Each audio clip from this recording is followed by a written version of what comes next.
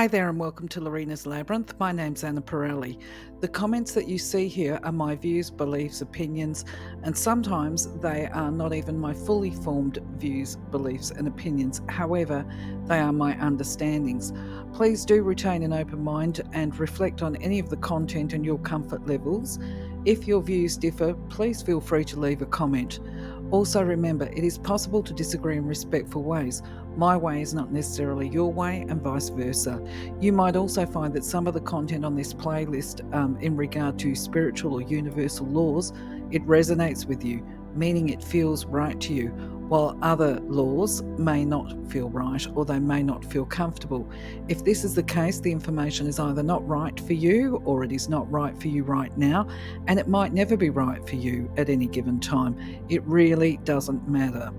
As an earthy and practical person, I can put my hand up with all honesty and say that I have at different times had the same feelings about some of the content in here. And with some of them, I still have a level of skepticism within my viewpoints, but I choose to retain an open mind about the things that I don't fully understand for a few reasons.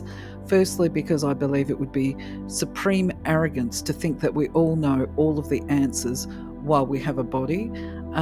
And because what is right for one of us is not necessarily right or suitable for all of us, and I choose to respect the differences. Please do leave your opinions, beliefs. Feel free to argue the points in a respectful way with any of the content on the slides and even my interpretations. And if you feel that you can add clarity around some of the content, we would all love to see it. Thank you. For now, though, let's explore the laws. All creation is governed by law. The principles that operate in the outer universe, discoverable by scientists, are called natural laws.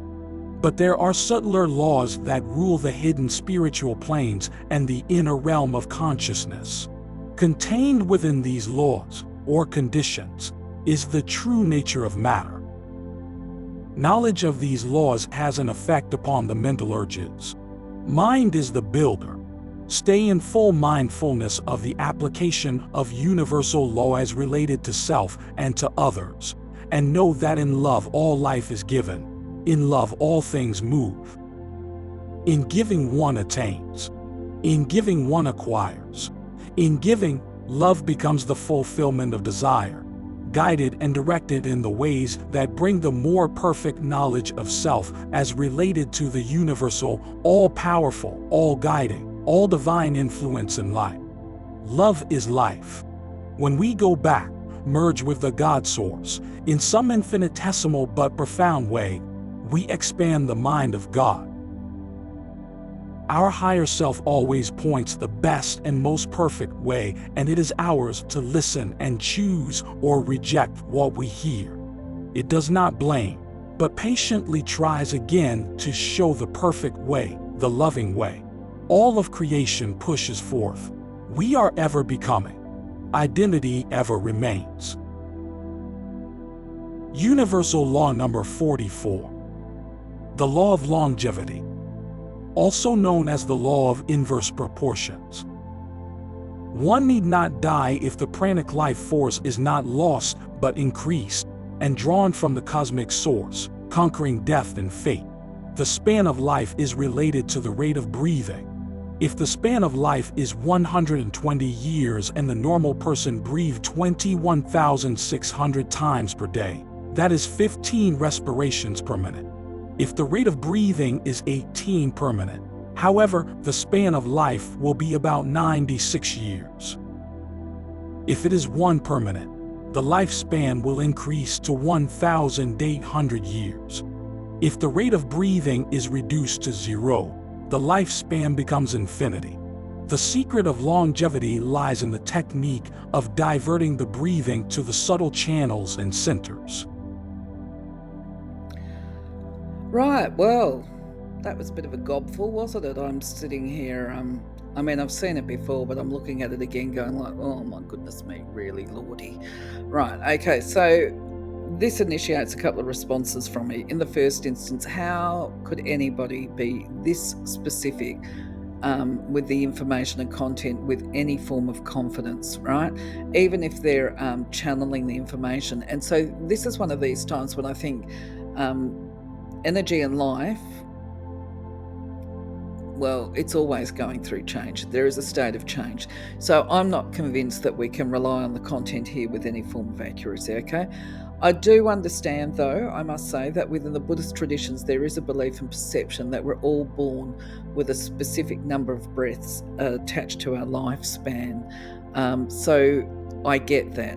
The number of breaths, I'm not sure, but I know through my own studies and learning, if you like, that when it comes to meditation and we talk about the sacred breath and stuff like that, I was taught many years ago that the key to a long life is about maximizing, obviously rationally, your oxygen intake, and to do these regulated deep breaths and to minimize stress and that kind of stuff. So I can see there are links between spirituality, breathing well, and good health and well-being, and that this will automatically create a longer life and a better quality of life. To say that the span of life is 120 years, look, that might have been the case many years ago.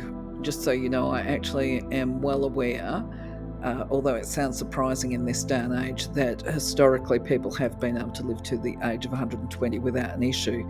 And just as a little tidbit, I happened to find a newspaper article. It was printed in 1900, where they were talking about a guy who was from Ireland that couldn't speak English, actually, who was living in the Australian outback, and he was believed to be over 120 at the time, because he was starting to, for want of a better word, he was starting to lose his marbles a bit. So the locals said that he was saying that he was 110, but they believed he was over 120 because they'd known him for so many years and they could have a conversation with him. And back in the day, he used to talk about when Napoleon invaded Ireland, how he'd been ploughing his field and he saw the soldiers marching over the hill. So anyway, I did some research because we have all the immigration records and that kind of stuff. I'm totally going off on a tangent here. But yes, the guy, I believe, entered Australia as a convict, and his date of birth was on the records as 1784, and there had been no death record for him. So going back to that, yeah, look, historically, I don't think it was abnormal for people to live to 120. They certainly lived very healthily. Can we say with any categoric sense of confidence that they had 15 respirations per minute and all of that? Yeah, I don't know. I think, to be quite honest, I'm just going to look at this law and say, well, you know what, doesn't matter. Doesn't have any real relevance. If we're trying, you know what I mean, if we're living by divine and trying to be the best that we can be and trying to be healthy, you know, if people are into yoga and that kind of stuff, we all know that's healthy. Is it about respirations, and is that going to make us live to be 360? Gosh gee, who really wants to? You know, I mean, I just find this one a little bit bizarre. I'm more than happy to hear what other people have got to say, though. Okay, I'll catch you on the next one. Bye-bye for now.